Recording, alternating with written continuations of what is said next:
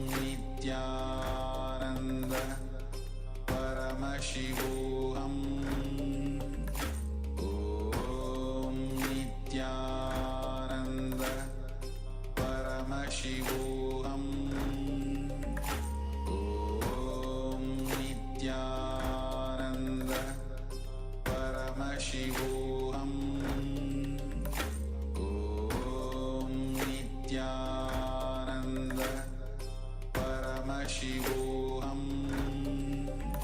Om Nithyananda Paramashivoham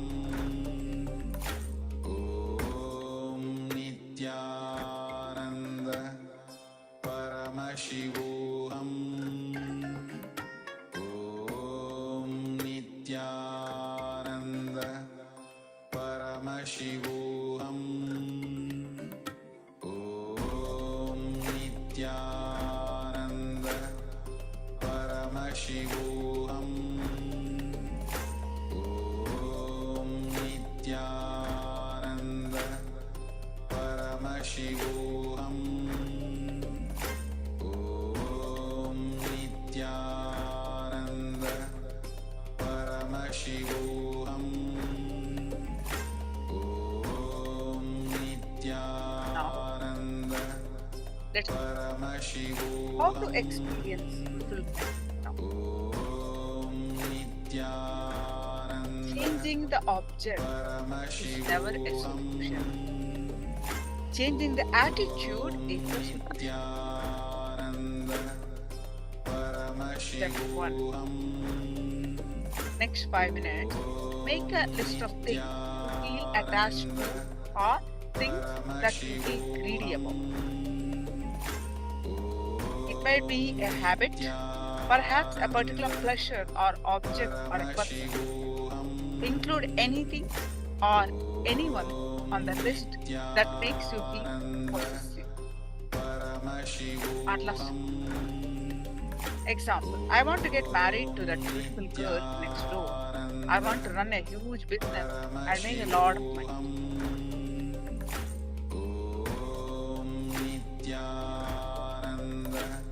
That is step 1. First complete that. Step 1, complete that. Paramashivoham Om Nithyananda Paramashivoham Om Nithyananda Paramashivoham Om Nithyananda Paramashivoham Om Nithyananda Paramashivoham Om Nithyananda Paramashivoham Om Nithyananda Paramashivoham Om Nithyananda Paramashivoham Om Nithyananda Paramashivoham Om Nithyananda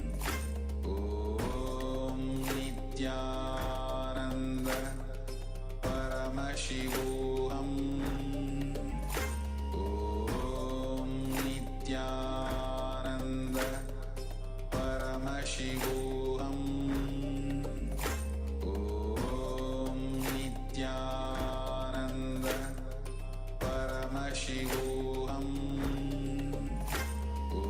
Om Nithyananda Paramashivoham Om Nithyananda Paramashivoham Om Nithyananda Paramashivoham Om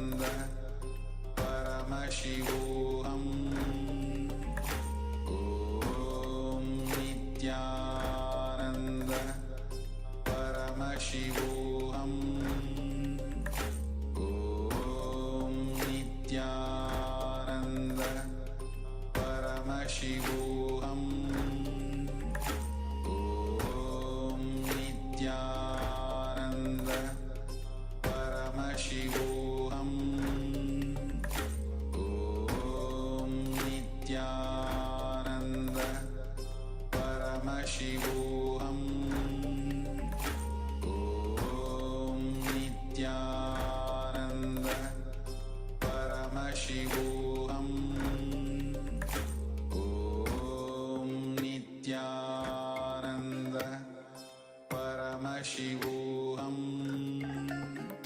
Om Nithyananda Paramashivoham Om Nithyananda Paramashivoham Om Nithyananda Paramashivoham Om Nithyananda Paramashivoham Om Nithyananda Next one to the step 2. If you are done, next one step 2. Step 2.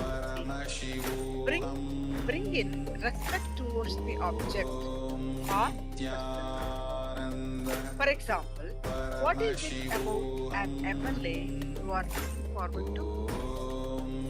The responsibilism, name and fame, the respect, the power to make a change, means to make a difference in the world,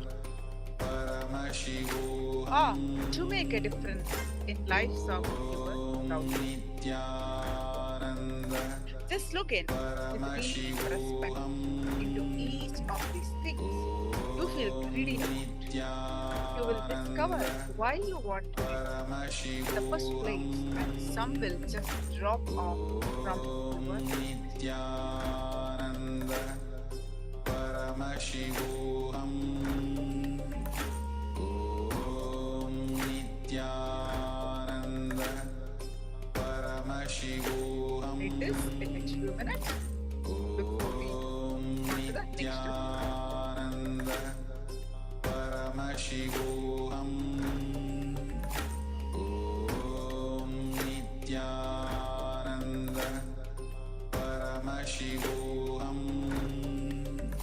Om Nithyananda Paramashivoham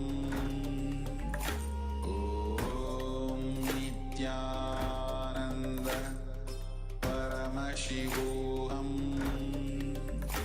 Om Nithyananda Paramashivoham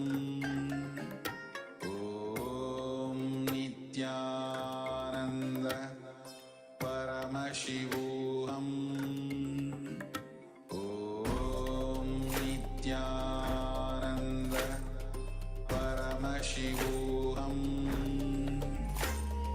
Om Nithyananda Paramashivoham Om Nithyananda Paramashivoham Om Nithyananda Paramashivoham Om Nithyananda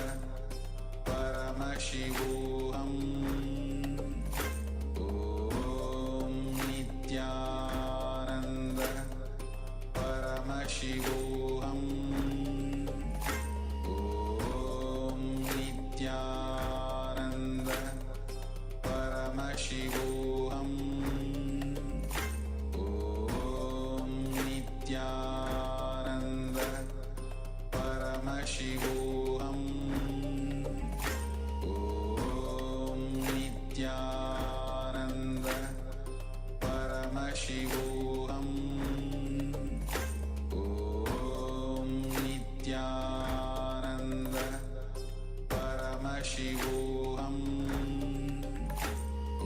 Om Nithyananda Paramashivoham Om Nithyananda Paramashivoham Om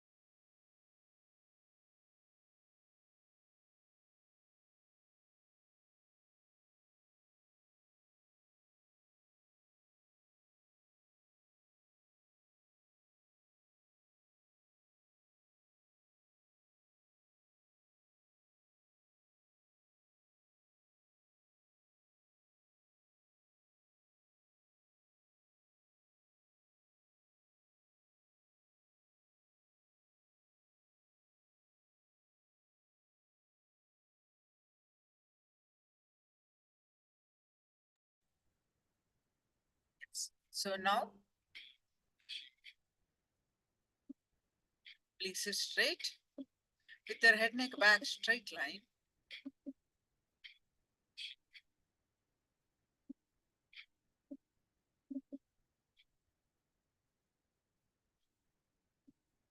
We're going to do one more round of third eye or manifestation.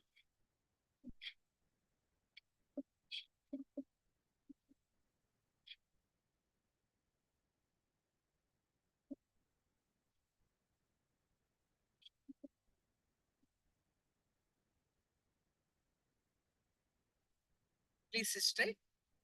Close your eyes. Tie your eyes with eye band. Any thoughts that are coming, let it come, let it go.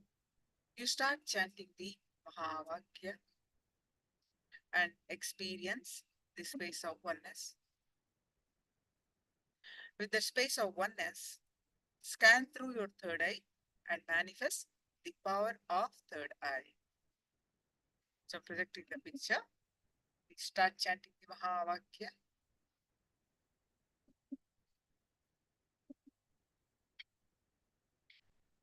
Close your eyes.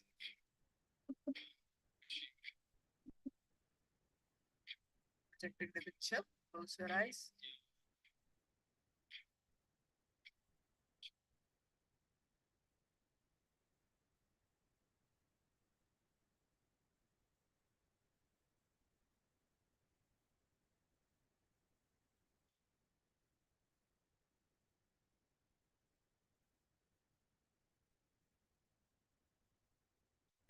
Projecting the picture.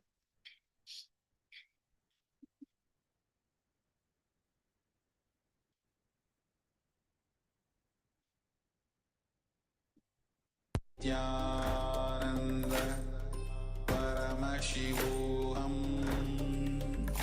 Om Nithyananda Paramashivoham Om Nithyananda Paramashivoham Om Nithyananda Paramashivoham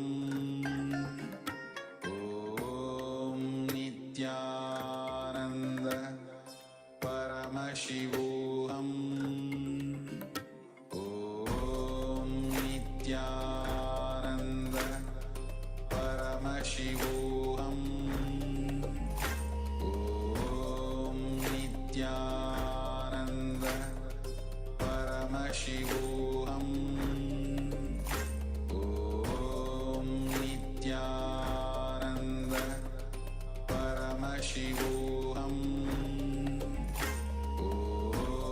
Nithyananda Paramashivoham Om Nithyananda Paramashivoham Om Nithyananda Paramashivoham Om Nithyananda Paramashivoham Om Nithyananda Paramashivoham Om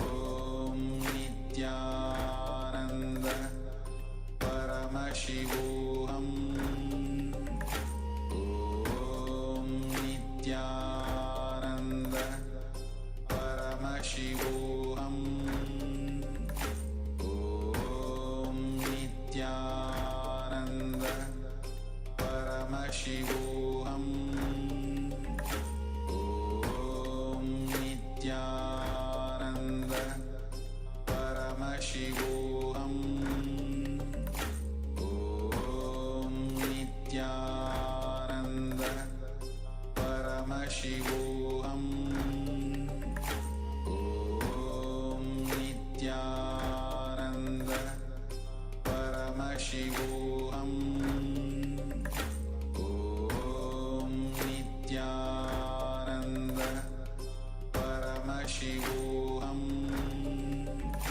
Om Nithyananda Paramashivoham Om Nithyananda Paramashivoham Om Nithyananda Paramashivoham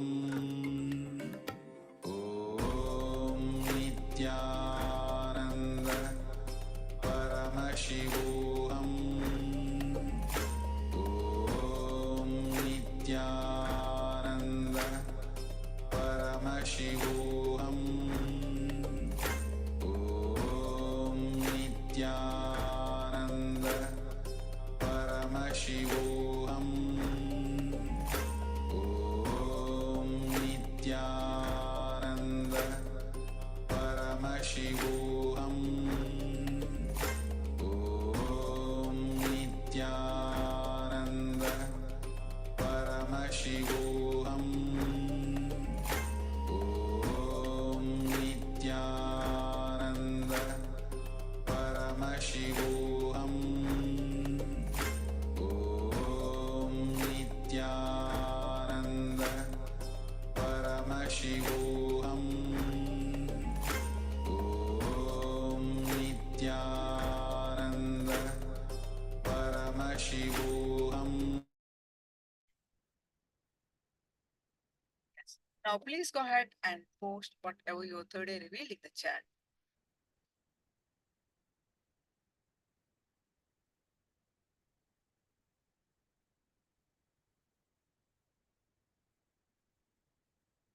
Go ahead and post whatever your third eye revealed in the chat.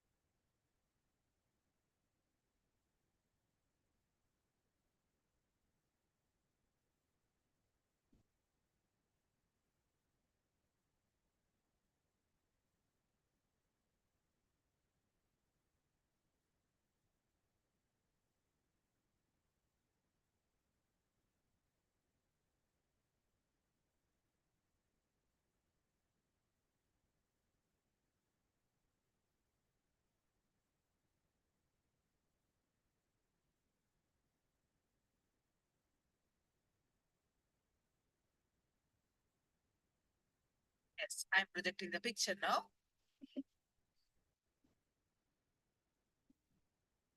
This is what I projected. So I'm reading your responses.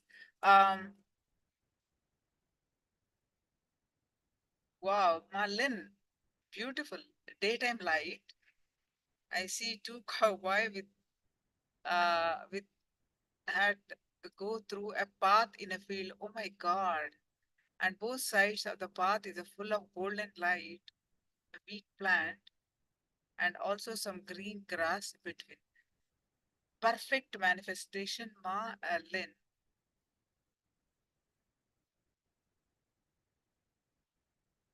Absolutely, every inch that you wrote, every step correct.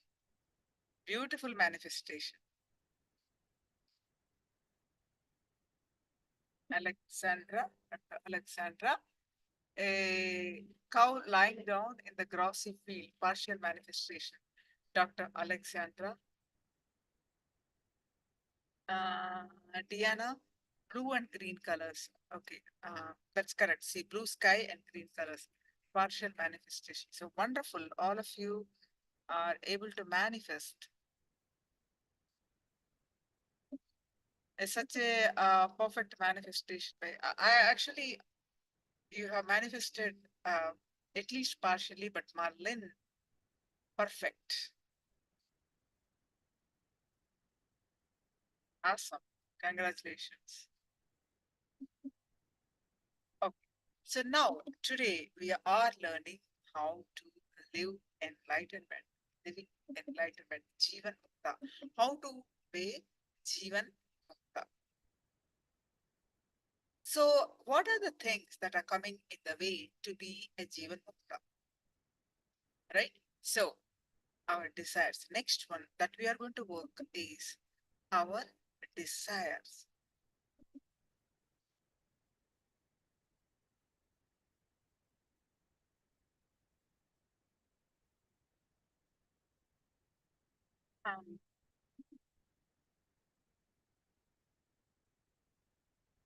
Unfulfilled desires, conflicting desires makes us powerless.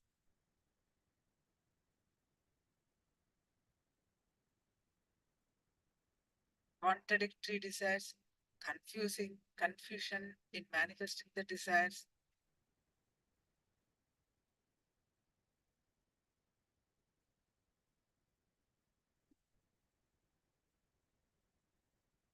So let's listen from Swamiji about what are these conflicting desires, how we contradict our own desires. So let's listen from Swamiji.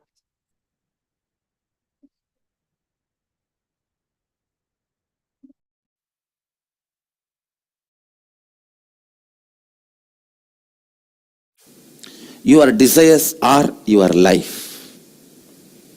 Your desires are your life. Listen. It's your desires which infuse life into you, and it's your desires which infuse energy into you. Same way, conflicts in your desires brings tiredness in you. Contradictions in your desires brings boredom in you. Confusions in your desires bring frustration in you. Please understand. Your desires are your life. Conflict in your desires bring confusion in you. Conflict in your desires bring tiredness in you. Confusions in your desires bring frustration in you. Its contradiction in your desires bring boredom in you. Actually, if your desire is pure, every breath you inhale and exhale will make that desire into reality. When your desires have conflict, confusion and contradiction, every breath brings tiredness, boredom, frustration in you. Every breath is like a air blower into balloon. Your desires are the shape of the balloon. If the shape of the balloon is Tom and Jerry, when you blow the air, you will have Tom and Jerry. Conflict, constant conflict.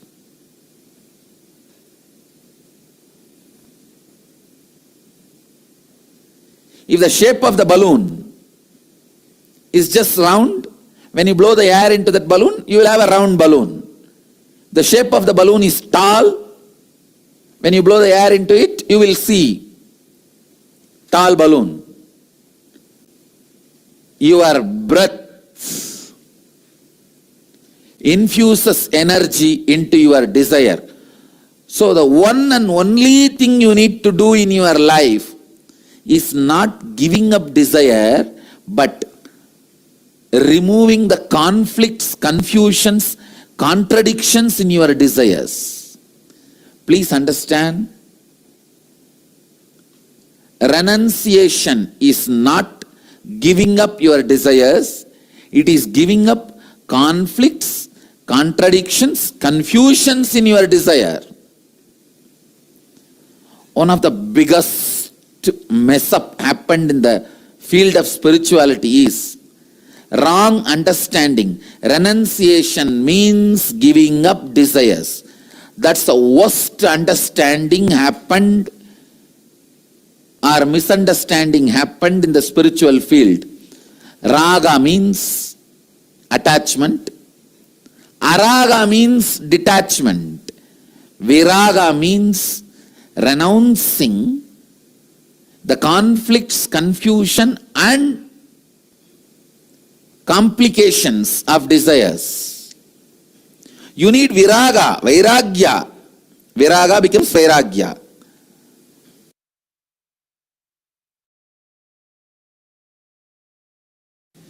Be very clear. This is what I call, this is the definition of renunciation. Remembering nothing can make you powerless. Anything removed from your life cannot make you powerless. Is renunciation. Vairagya. Raga means feeling obsessed, completely overpowered by the desire. Desire is raga. Attachment is raga. Obsession is raga. Araga means detachment, hatred. Viraga means knowing very clearly whatever you think as even core of your life, even those things, if they are removed, you will not become powerless. You will not miss them. You will not become empty. You will not be disappointed. You are not going to become dead. You will even forget you had those things or beings as part of your life. Having this clarity is renunciation. Understand? Having this clarity is renunciation. I tell you, this clarity,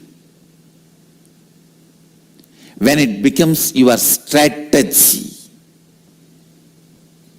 in your life, business is war, your living is war, relationships are war, everyone is in their own Kurukshetra. Understand? Kurukshetra has never ended. Everyone has their Kurukshetra. Let this be your strategy for your Kurukshetra. No one can win you. No one can shake you. No one can frighten you. Be Vedanta Kesari, the lion of Vedic strength. I tell you, because I have applied this strategy, I applied this cognition in my life again and again and again, and I saw I always won the game. I always won the game.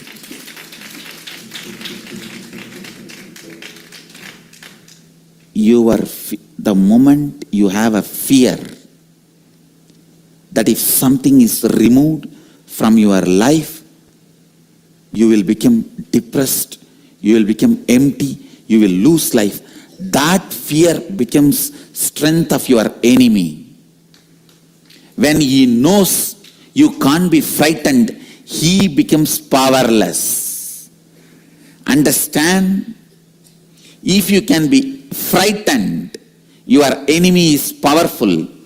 If you can't be frightened, your enemy becomes powerless. I tell you, this simple understanding of me and this simple cognition of me, anything can be removed from me. I will not become powerless.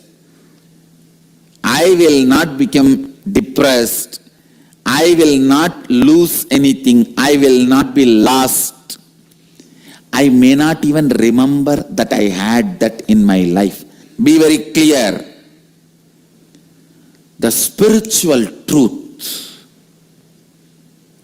when it became part of your cognition and strategy, anywhere you go, Krishna is driving your chariot.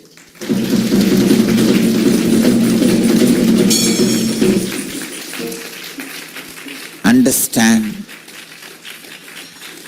Internalize just this one truth. Tena tyaktena bunjita. Tyaha. The word tyaha is used here. Tena means with this understanding from this context. Tyaktena bunjita makrita kasya sridhanam. Please listen. The world is ever changing, but it is filled with consciousness, Isha. The consciousness is independently intelligent and compassionate. If something is removed from you, don't curse the life. It is done with tremendous compassion. It is done with tremendous compassion. I am telling you.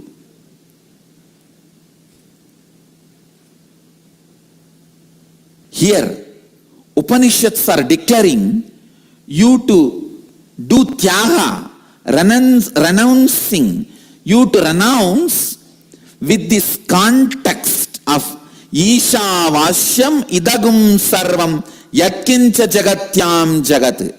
Means, world is changing and it is established in changing and it is filled with consciousness. Sachidananda, which is intelligent, truthful, blissful and compassionate. I tell you, a blissful being will always be compassionate being. When you are blissful, you will see all the good things, best things comes out of you. When you are blissful, you will be such a good person. Only when you are frustrated, you will express all bad qualities, violence, cunning strategies. A blissful person is always compassionate person. Isha, consciousness, independent intelligence, which has its own will, functions out of pure compassion. So understand, renunciation is not supposed to be done out of frustration or inability or powerlessness.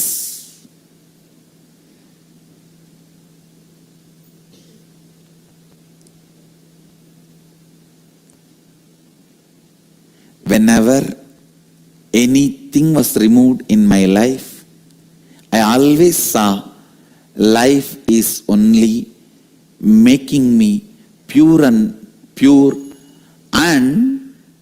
it is celebrating itself through me. It is providing opportunities to reinvent myself. Understand? When life removes something from you, it is providing opportunity for you to reinvent yourself.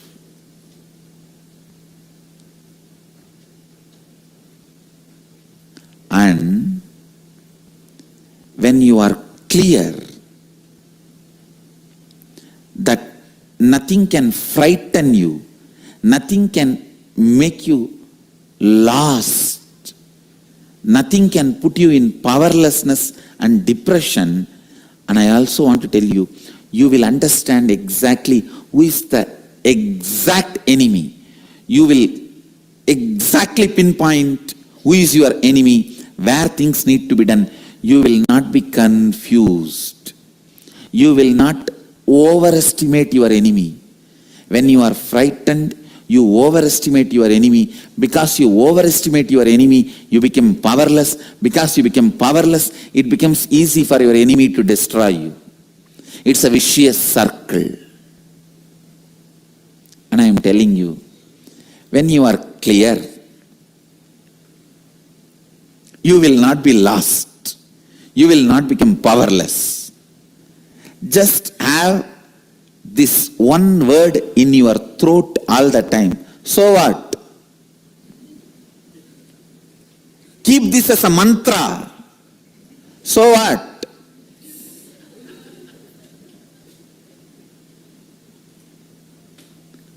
Know clearly, nothing removed from you can make you powerless. And life removes it only to make you understand you can live without it. Reinvent yourself. Wake up.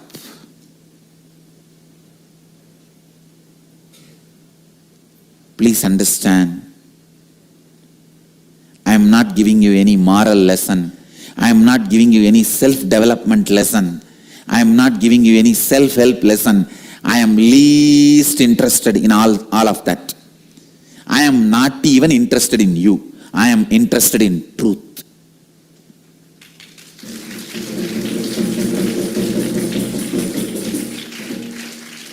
I am just interested in truth. I am singing it. Whoever wants to catch it, catch it.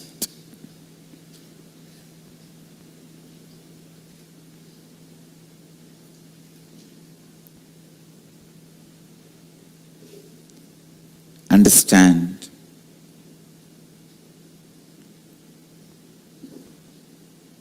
This one truth.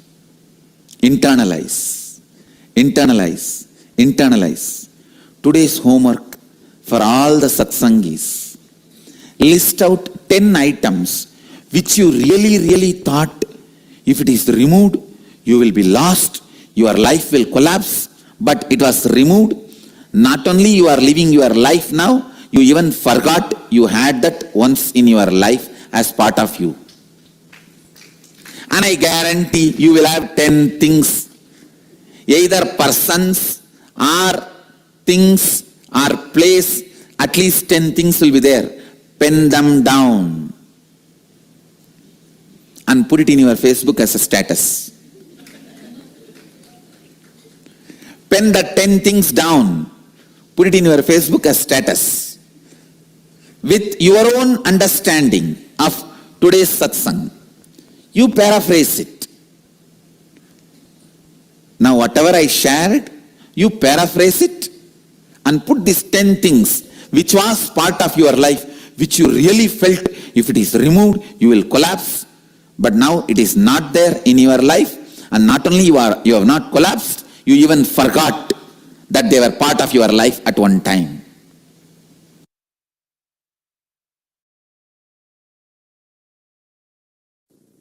One of the biggest problem all human beings feel that they need to do a lot of actions, they need a lot of Kriya Shakti to achieve anything they want, health or wealth or enlightenment or powers. That is delusion. Please understand, you need sheer Icha Shakti, means will, desire, that's it. The desire itself is capable of manifesting Kriya, the action power. Listen to these 3 words. Icha Shakti, your desire power. Power to desire, will. Kriya Shakti, power to work. intensely and manifest Jnana Shakti, power of enlightenment, knowledge. See, one of the biggest problem all of you have is your delusion that too much of work is needed to achieve anything. Whether you want health, oh, I have to get up and do yoga, stretch my body. Only then I can have health. If I want wealth, I have to get up and go to office and work like a dog, day and night. Only then I will have wealth. First of all, you don't understand, no dog works.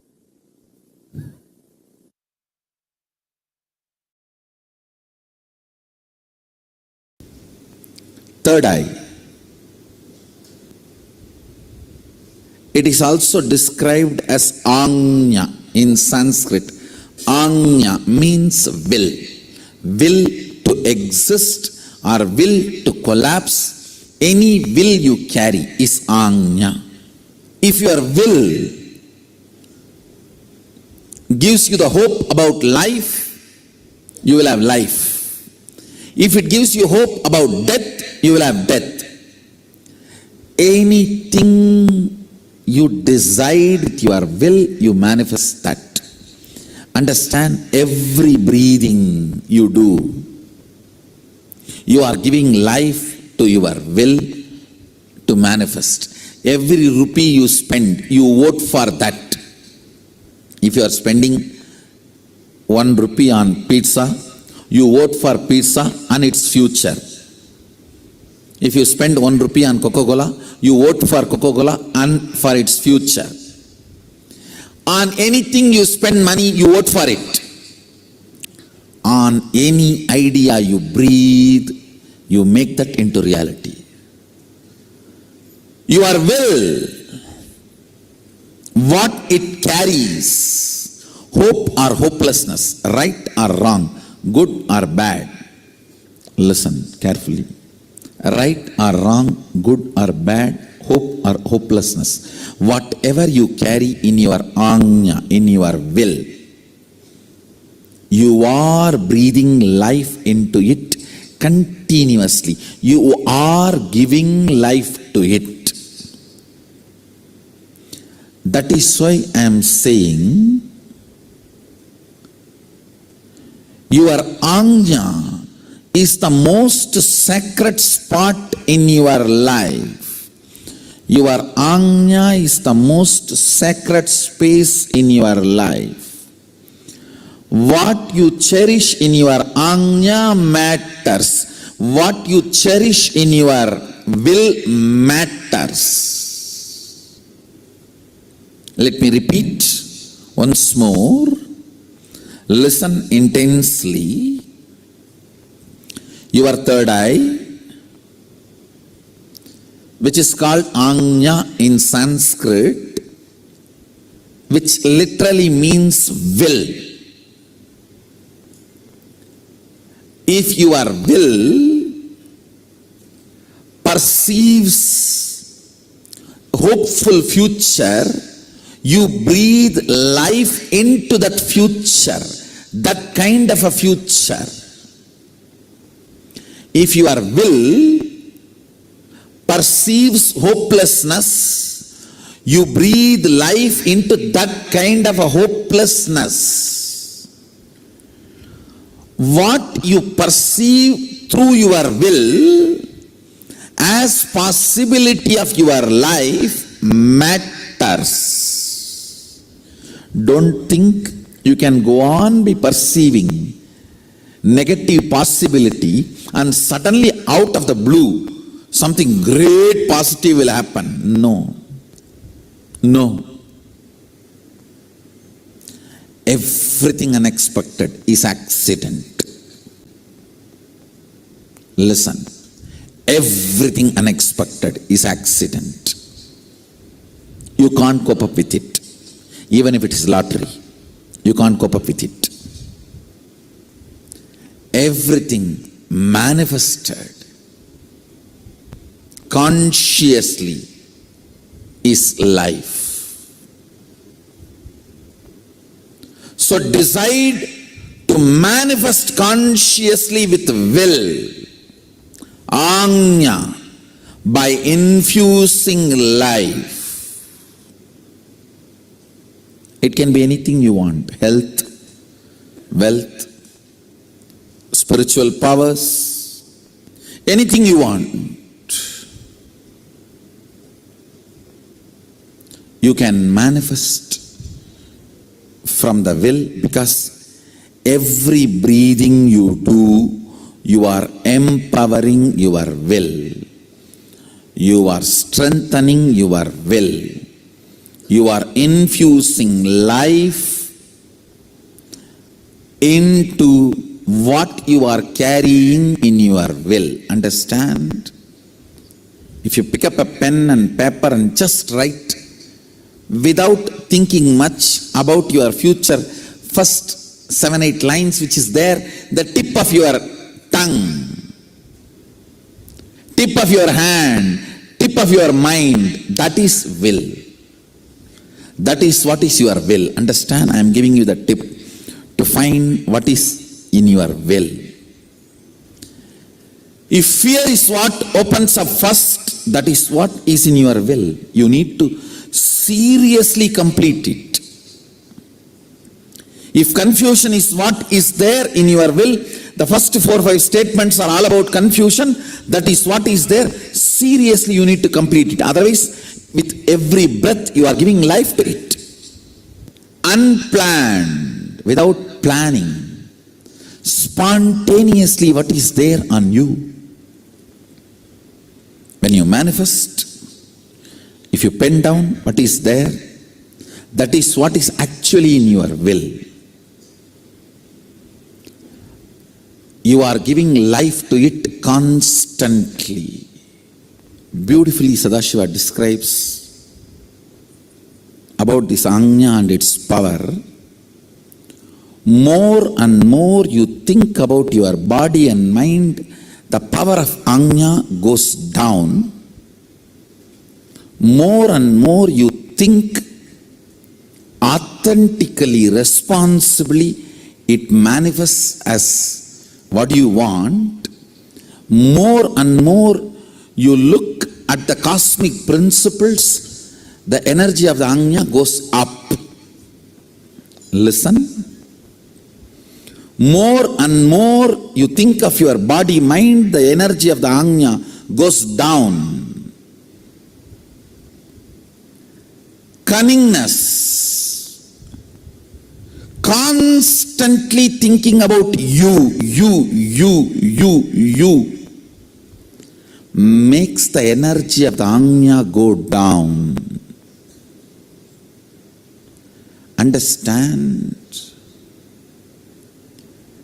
Constant remembrance. Listen carefully. Humbleness is not thinking yourself as a less. No. Thinking about you less.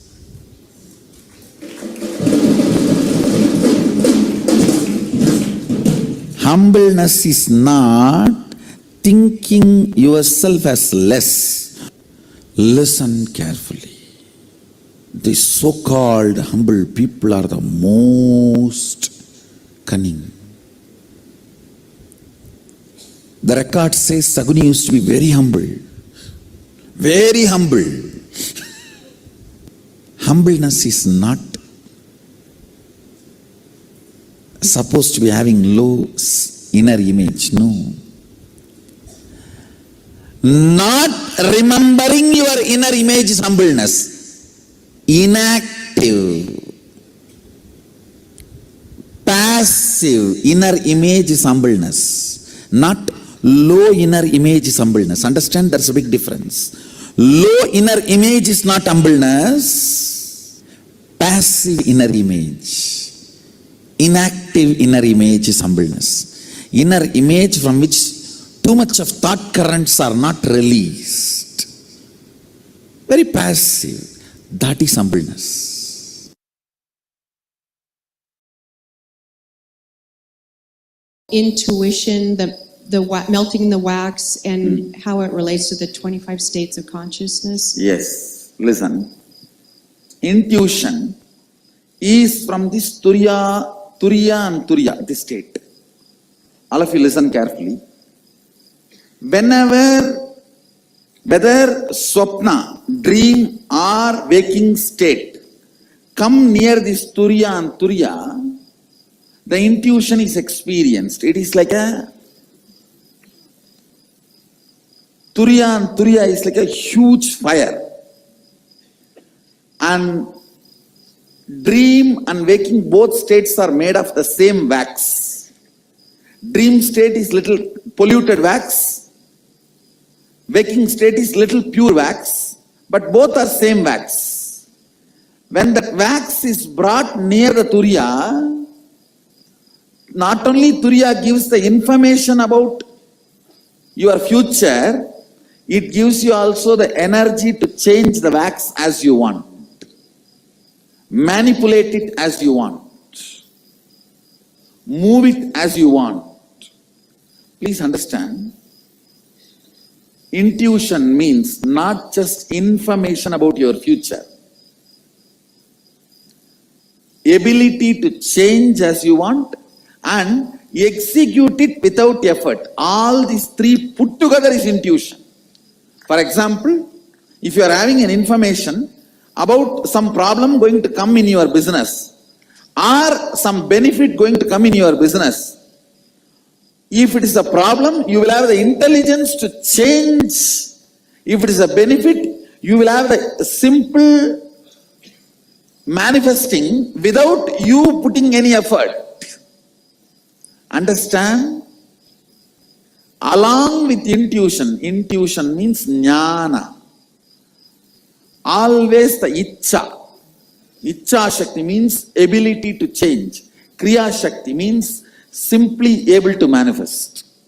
All these three always comes together, not as one. You cannot say, I just came to know the accident going to happen in my life and I went there in the car exactly in the time and got into the accident and broke my hands. No, that is not intuition. That is your fear assumption. Sometimes it may become right. Fear assumption, sometimes becoming right does not mean you have intuition. If you are having information as intuition that you are going to have a car accident, you will simply be able to change it. Same way, if you are having intuition, you are going to have $1 million. You will manifest it without any effort. Any intuition always comes with Icha, Kriya, Jnana, all the three Shaktis together. Jnana means knowledge about the future. Icha means ability, desire to change. Kriya means ability to manifest without effort. All these three, if it comes together only, it is called intuition. Otherwise, it is not intuition.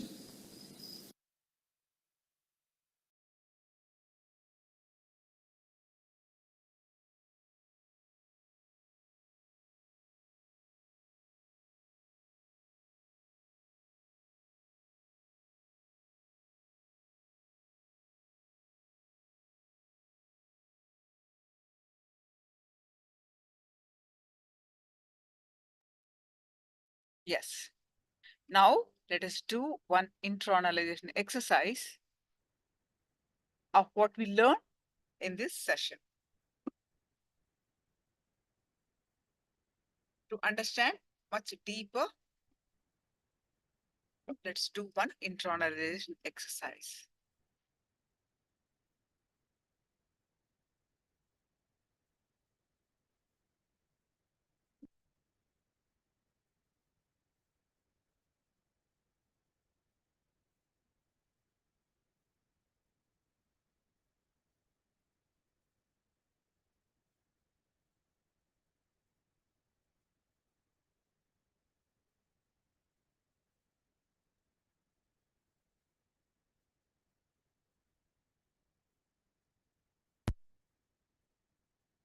Yes.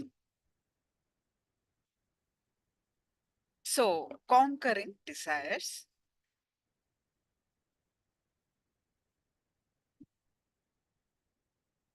So, what we learned from this session are give up conflicts and powerlessness. How to live enlightenment, how to radiate enlightenment. At this regard, we are learning many things in this one. First, if you're powerless, for whatever is the reason, your desires are not fulfilled, you are having the lower emotions, are conflicting, conflicts in the family, conflicts in everywhere. So many things. So the powerful cognition that we learn are give up conflicts and powerlessness. Renunciation is not giving up your desires. It is giving up conflicts, contradictions, confusion in your desire. Decide. Anything can be removed from me. I will not become powerless. I will not become depressed. I will not lose anything. I will not be lost. I may not even remember that I had that in my life. So what? Swamiji has shared beautifully. So what? At any cost, I will not become powerless. So what? Anything can be removed from me. I will not become powerless. So what?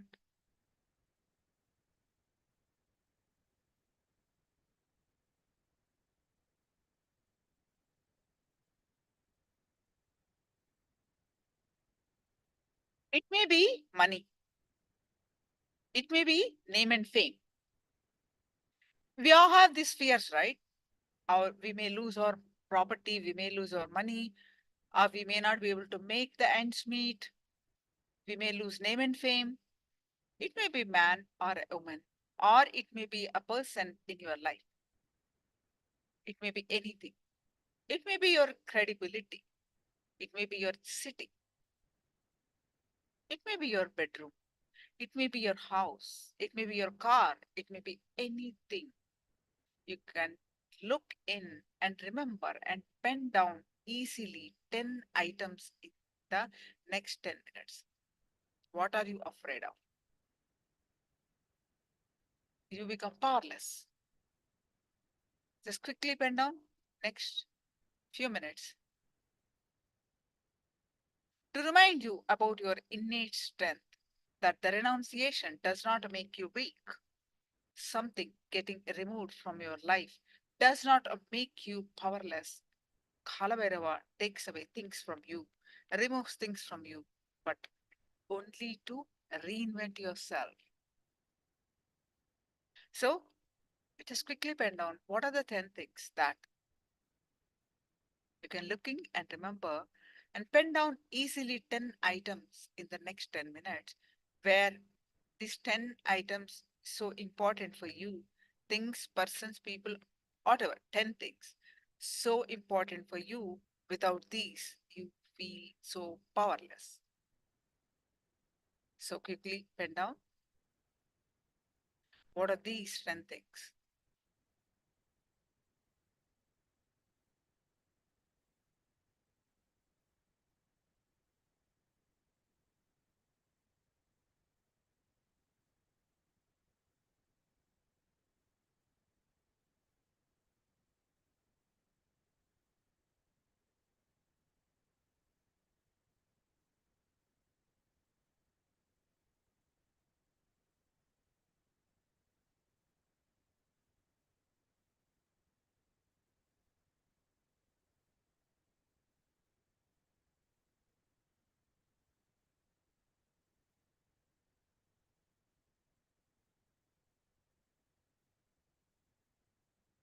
We pen down the 10 items, things that you are afraid that they will be removed from your life.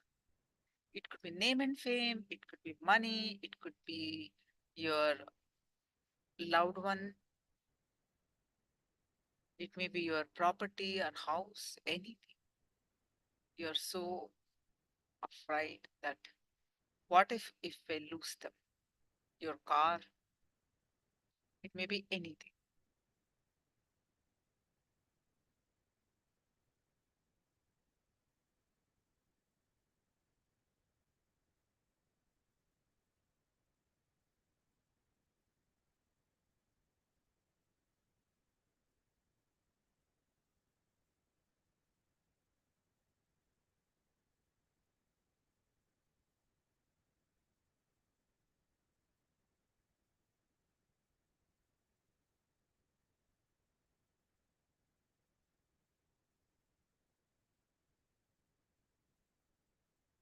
Bend them down.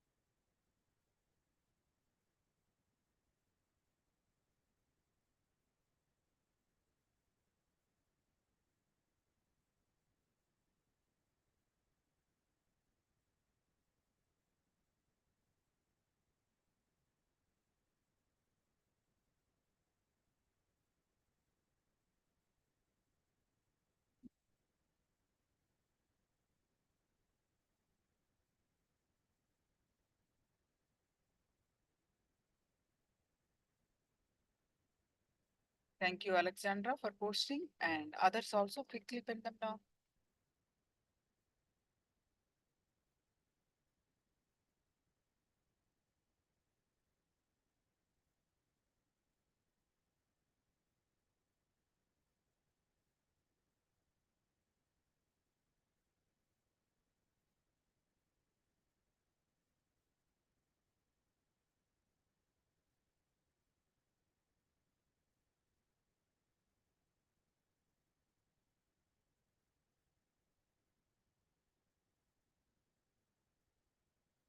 To remind you about your innate strength, that the renunciation does not make you weak. Something getting removed from your life does not make you powerless. Kalabhairava takes away things from you, removes things from you.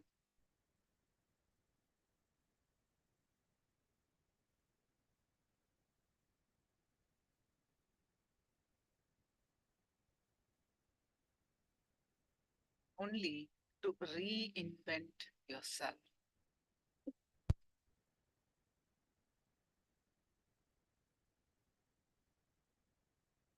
See, Diana also posted.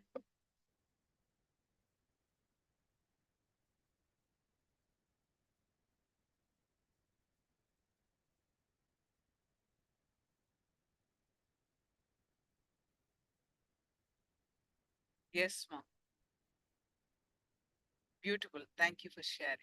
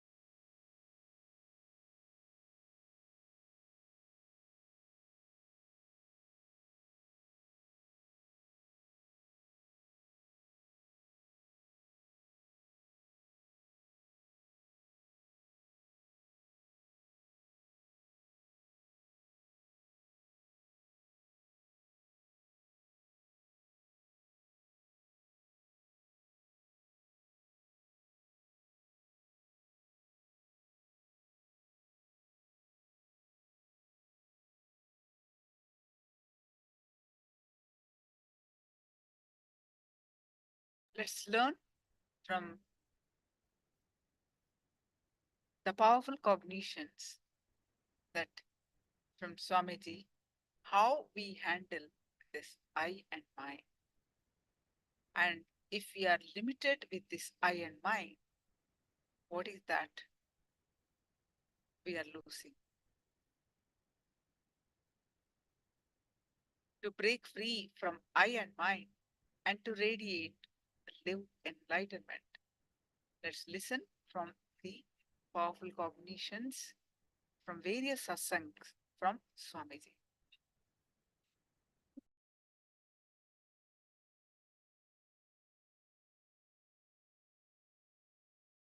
Right here. So next, sorry, can you hear me? Did you hear what I said about I and mind? Okay. Then sharing, just a briefly, I'll tell in 1-2 sentences. To live enlightenment, to radiate enlightenment, the next obstacle or that where we are stuck is I and mind. What is in there for me? It's mine. We are afraid to share. So let's listen from Swamiji.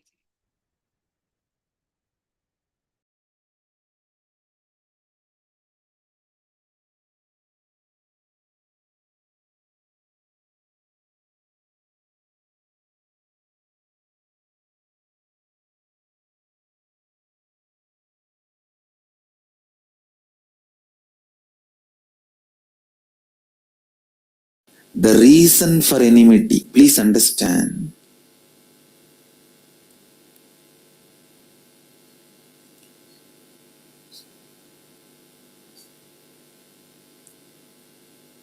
Biggest delusion you need to handle in life is there is something other than you.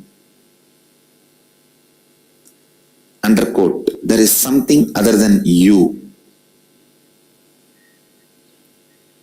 Everything exists is you.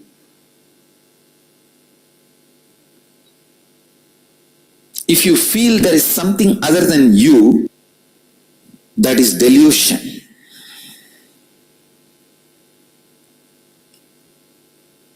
Handling the delusion is very important. For that you need to know what or whom you feel as other than you and why you feel that or them as other than you. Please understand, if a bamboo is thrown in the Ganga and the bamboo is floating, it looks like Ganga is become two now, right side, left side. But Ganga never became two. The bamboo makes Ganga look like two. It is always our enmity that makes your conscious Ganga to look you and other.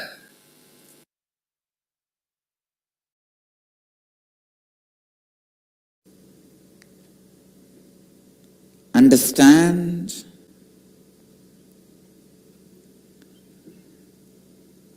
Digest Advaita more and more into your thinking. Digest Advaita more and more into your words. Digest Advaita more and more in your actions. Every simple digestion means even if you make a very simple decision,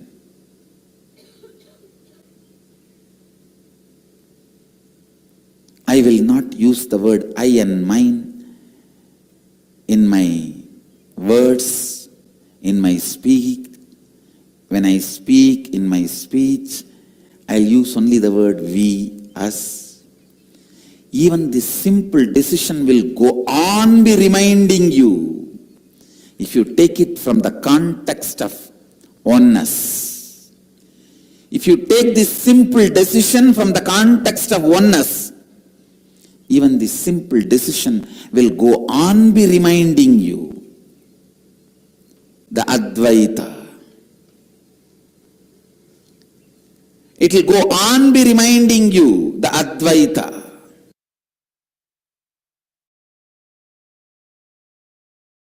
You are all taught wrongly. Arrogance is ego. Showing off is ego. Ego is aggression. No. I want all of you to realize, please understand, showing off, aggression, activism is not or cannot be hold into the concept of ego. That is not the definition which can solve your problems.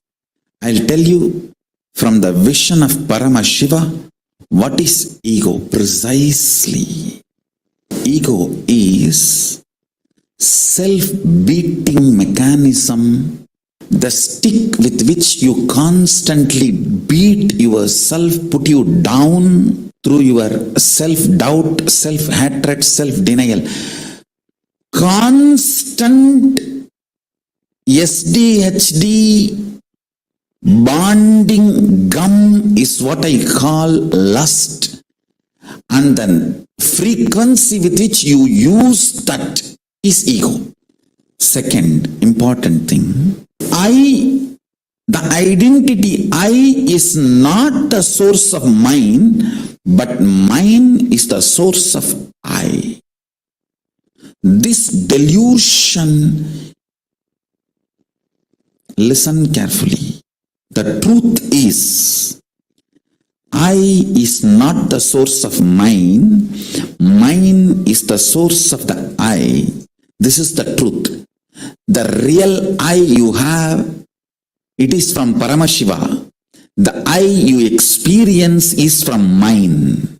But due to the delusion of the lust, you start feeling the mine is from I, and constantly legitimize decisions of the mind as the decisions of the I. Please understand. Decisions of the mind, when you associate that as the decisions of I, you have fallen into delusion. For example, some small chemical imbalances in your body, hormonal imbalances in your system, if they decide something, it is decisions of mine, not decisions of I. But you pick those decisions and attribute them to you and start thinking it is decisions of I, then you execute it. That delusion, the decisions of mine getting attributed to decisions of I, decisions of mine becoming part of the decisions of I, decisions of mine due to the lust gets attached and made to feel experience as decisions of I. I tell you, this is the worst shade of the lust. Worst shade of the lust is not the body's attachment or craving for another body or person. The worst shade of the lust is the actions and reactions of the mind being portrayed to you as the actions and reactions of the I due to the extreme attachment, lust between mine and I. Listen carefully. Shanti means able to see the gap between what is the instinct of the I and what is the instinct of the mind. That is Shanti. Able to see inside your inner space, the thoughts generated in you, are they from mind or are they from I? Always the I realizes and releases only powerful cognitions. Always mind realizes and raises only powerless cognitions. It's an eternal law of life. Ability to see the gap is Shanti. Inability to see the gap is Moga.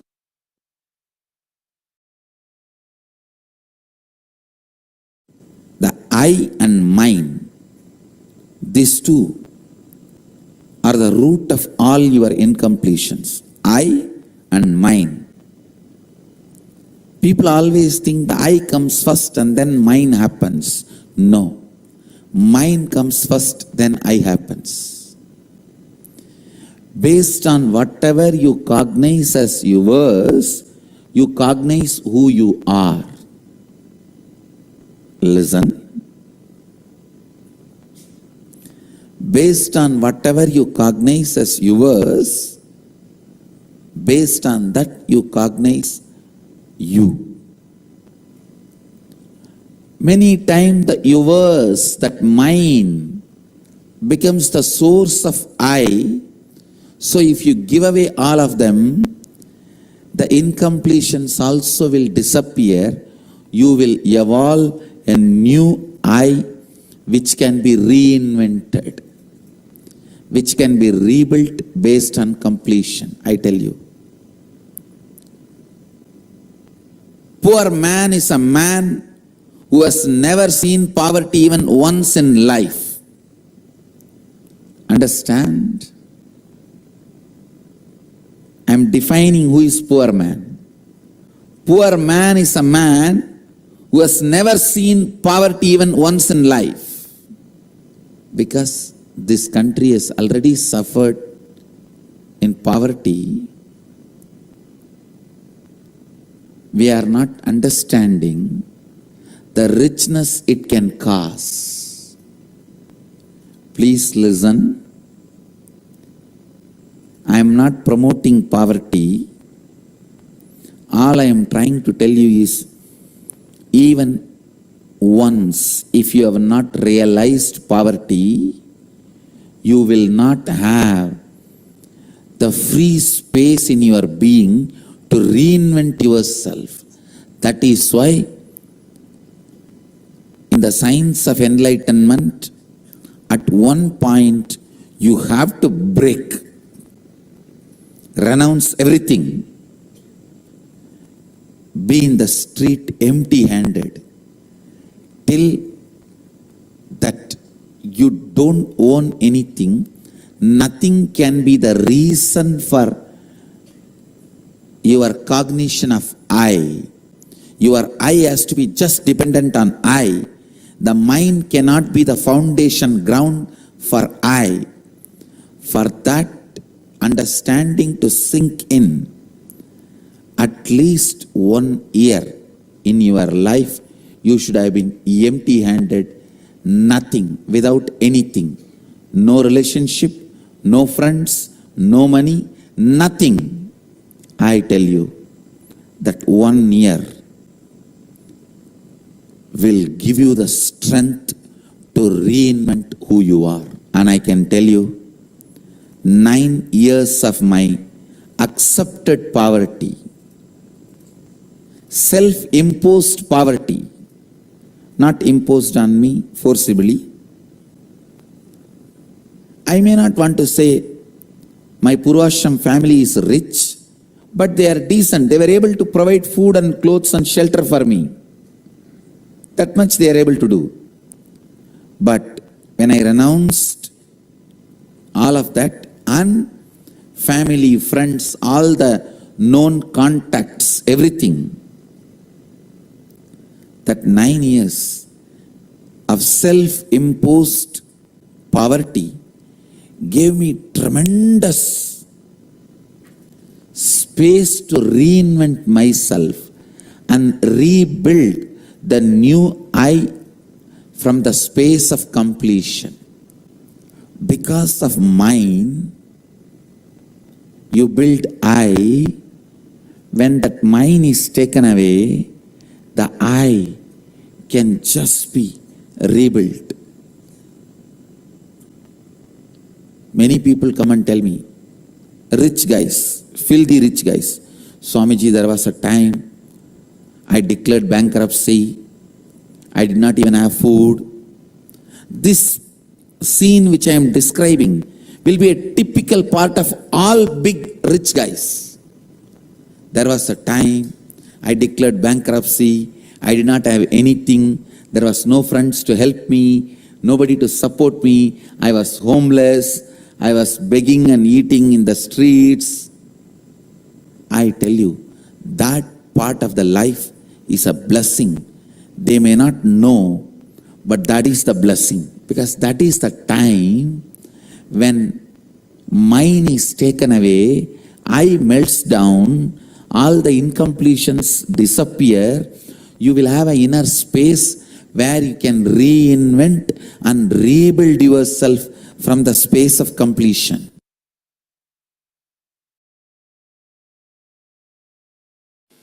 Biggest delusion you need to handle in life is there is something other than you.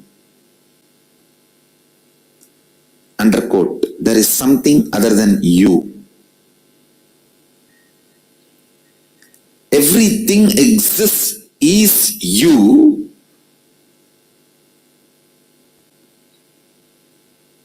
If you feel there is something other than you, that is delusion. Handling the delusion is very important.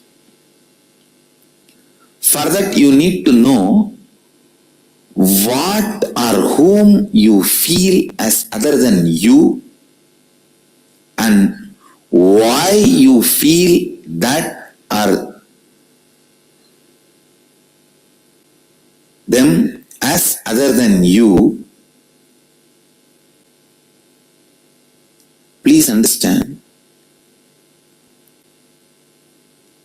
if a bamboo is thrown in the Ganga and the bamboo is floating, it looks like Ganga is become two now, right side, left side. But Ganga never became two. The bamboo makes Ganga look like two. It is always our enmity that makes your conscious Ganga to look you and other.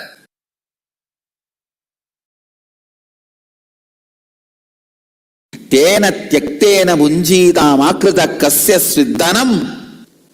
Celebrating everything by renouncing everything. Isha vasyam mitam sarvam. Yatkincha jagatyan jagat tena tyaktena bunjita makrita kasya sviddanam kurvannevega jijivishecha sadaha. Whatever is, by renouncing, celebrate it. By renouncing the idea of I and mine, celebrate whatever is.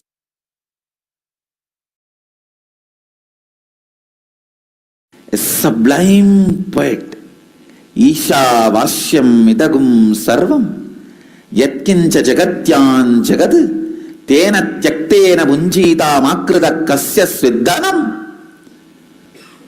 What a subtle, sublime truth. See, everything exists, is energy. Stop identifying as I and mine with something separate. Renounce this I and mine and be liberated and celebrate and enjoy everything exists.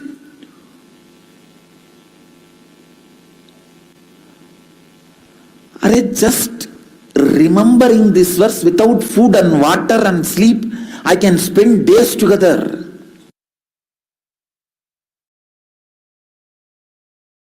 When methods are given, you ask for the gist. When conclusions are given, you ask for the method. It's a human mind. Ishavasya Upanishad gave all the conclusions. Ishavasyam idam sarvam yatkincha jagatyan jagad tena tyaktena bunjita makridam makrida kasya sviddanam. All conclusions.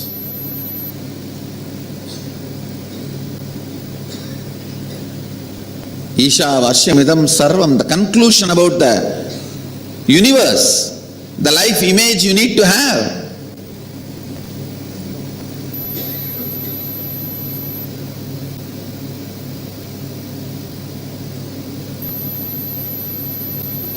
Ishavashyamidam sarvam yatkincha jagatyan jagat tena tyaktena vanjita makrida kasya sviddanam. Means second statement is the conclusion, the relationship you need to have with the universe.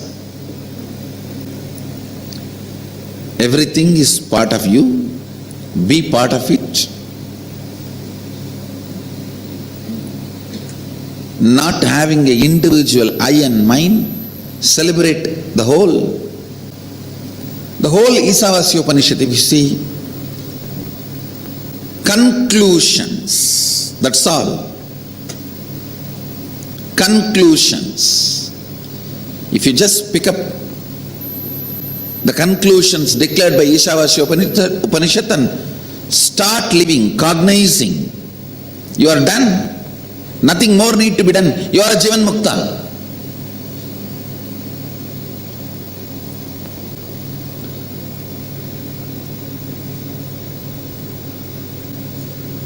But you don't do it with that simplicity. In that simple way, you ask for a method. How everything is God. How? Then comes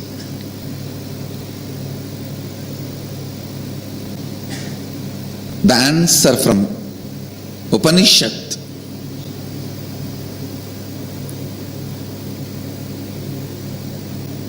The Kenopanishad. Kenopanishad is a powerful thought current. I should say thought currents because few more are presented in this. Powerful thought currents. The first thought current presented in Kenopanishad is seeking. Keneshitam patati preshitam manakena prana pratama praiti yuktaha keneshitam vachamimam vadanti chakshushrotram kavu devo yunakti.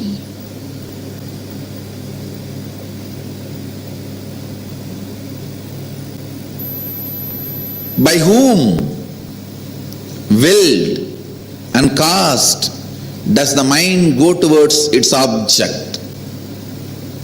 What a question.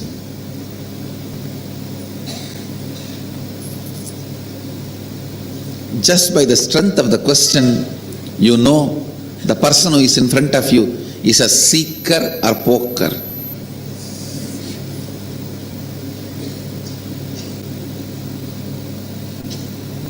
Or just an empty cooker.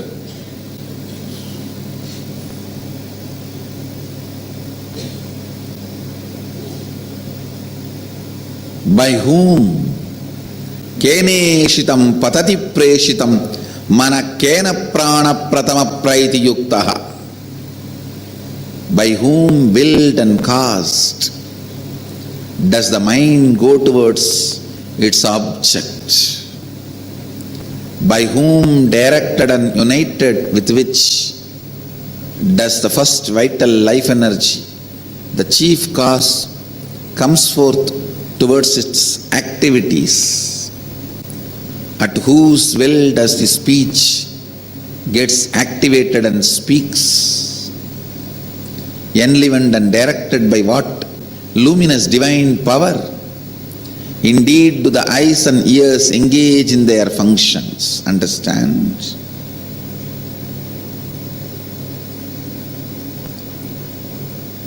The moment you remember you, what all you perceive as part of you, start questioning them. Start questioning them. Questioning, putting questions about those basic things. Putting questions about those basic things is seeking. Don't assume anything. Understand? The more and more you assume, more and more it shows your ignorance.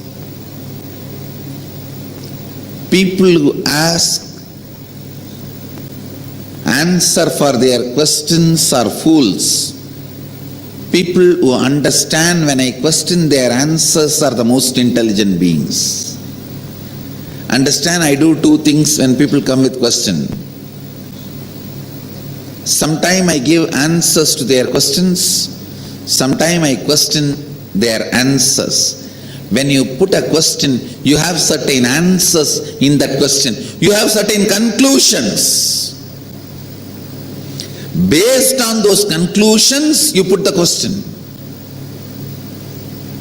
I question those conclusions. I question those answers you have.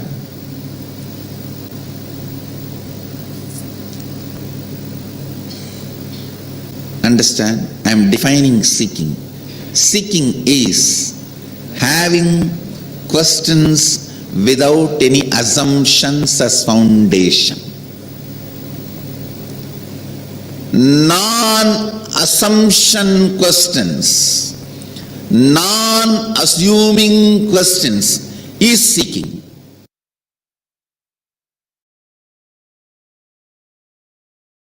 All of us are completely connected in the space of oneness. I am not saying all of us are one. All of us are in the space of oneness. All of us are in the space of oneness. If you see goodness from outside, you are in the space of completion inside. If you see bad things outside, you need to complete inside. Let every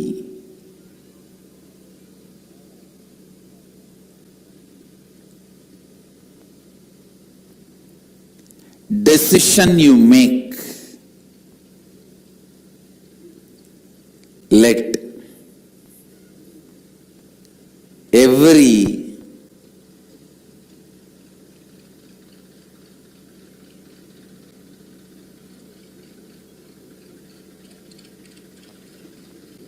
thought you entertain, every word you utter, every action you do, let it be based on Advaita.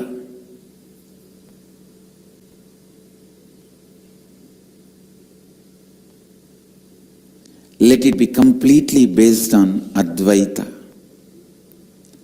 Understand, living Advaita means your self-drive, your inspiration, your energy, your experience,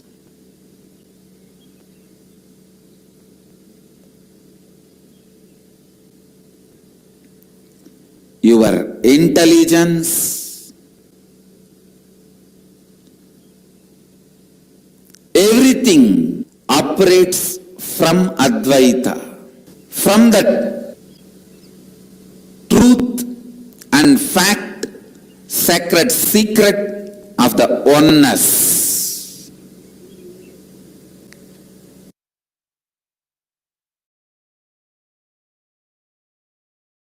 All of us are interconnected. We are all not islands. These are all fundamental truths. I tell you, when you start unclutching, KAILASA experiences the joy, bliss of your unclutching.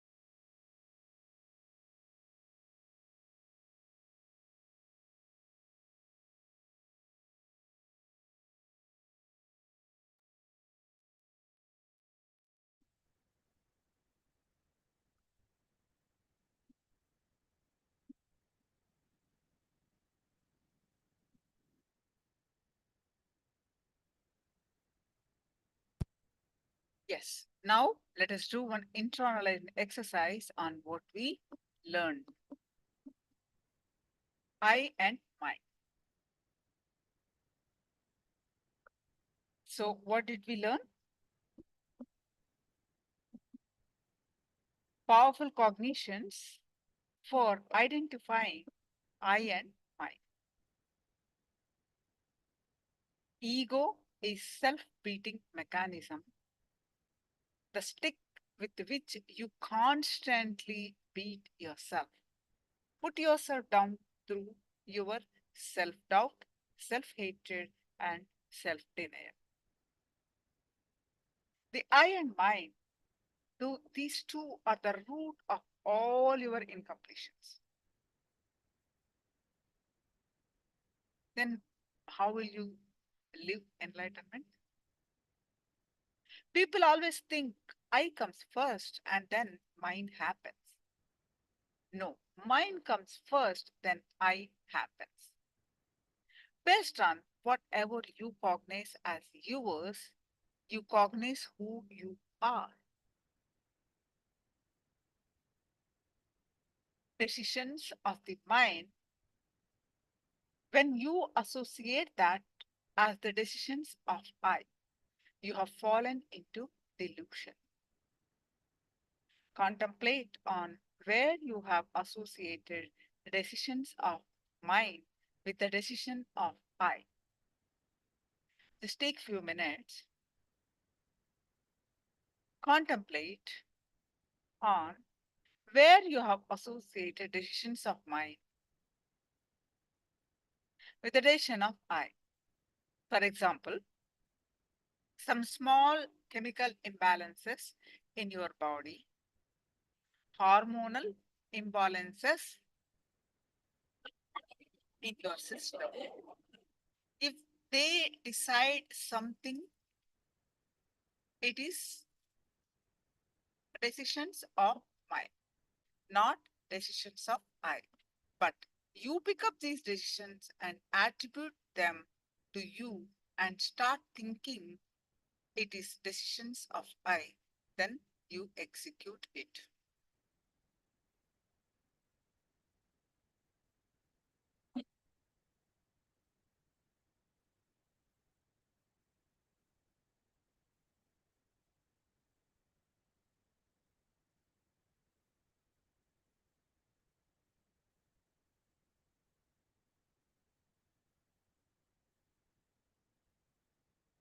Pin them down.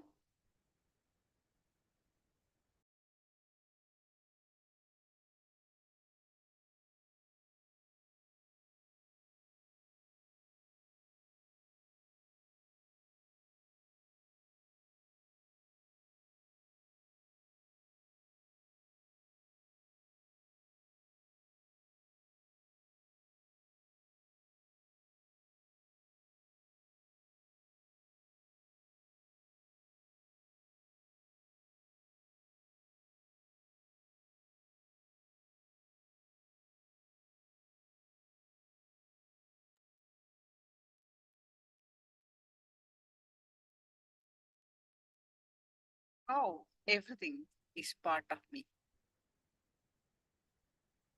How everything is God. How? The answer is from the Kenopanishad. What we heard just now. The first thought current presented in Kenopanishad is Siki. Kene sitam. Prasitam manaha. Kena pratamaha pratiyuktaha. That means by whom will and cause does the mind go towards its object? By whom directed and united with which does the first vital life energy, the chief cause, comes forth towards its activities? And whose will does the speech gets activated and speak? Enlivened and directed what luminous divine power indeed does the eyes and the ears engage in their function? By whose will the speech is happening? By whose will the eyes are seeing? By whose will the ears are functioning?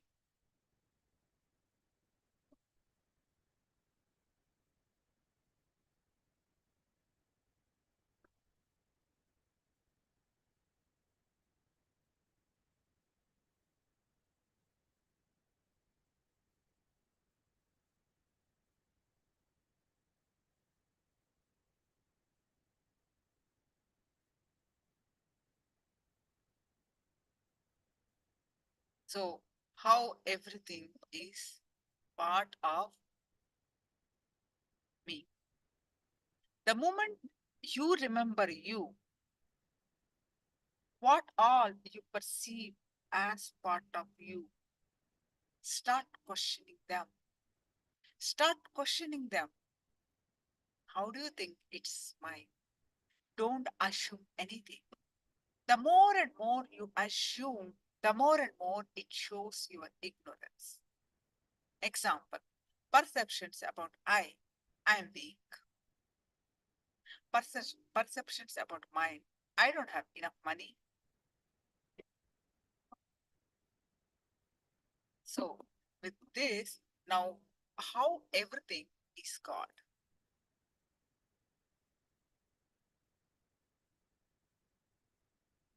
The beautiful Kenopanishad verse says, how everything is happening.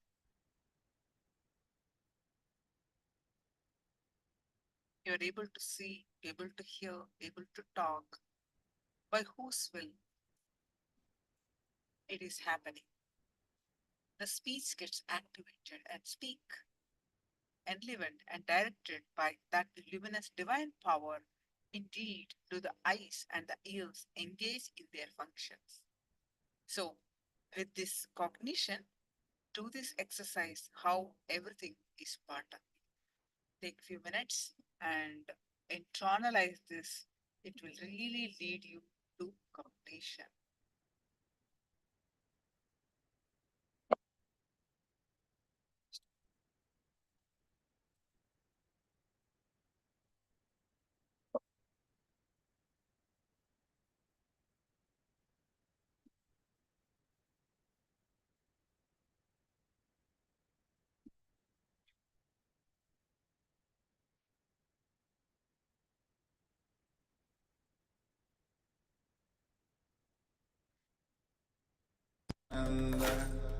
Paramashivoham Nithyananda Paramashivoham Nithyananda Paramashivoham Nithyananda Paramashivoham Nithyananda Paramashivoham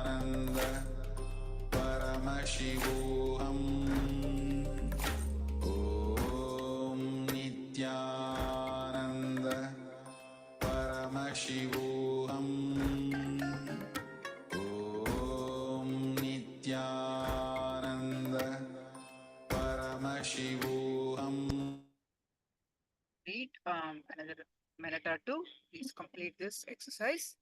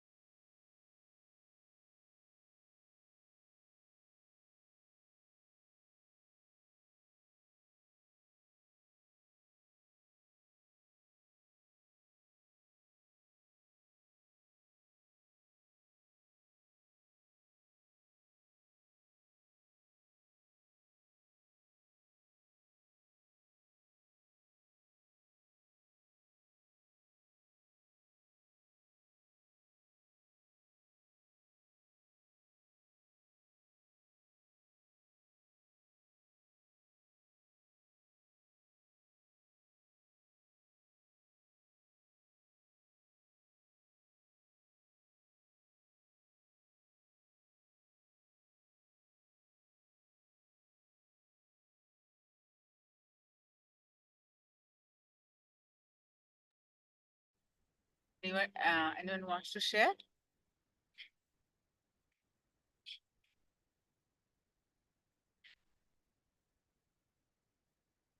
All right, so now we are going to do another round of the power manifestation. So please post your powerful cognitions from Living Enlightenment book. We are going to do the third eye power manifestation. One more round of the third eye power manifestation.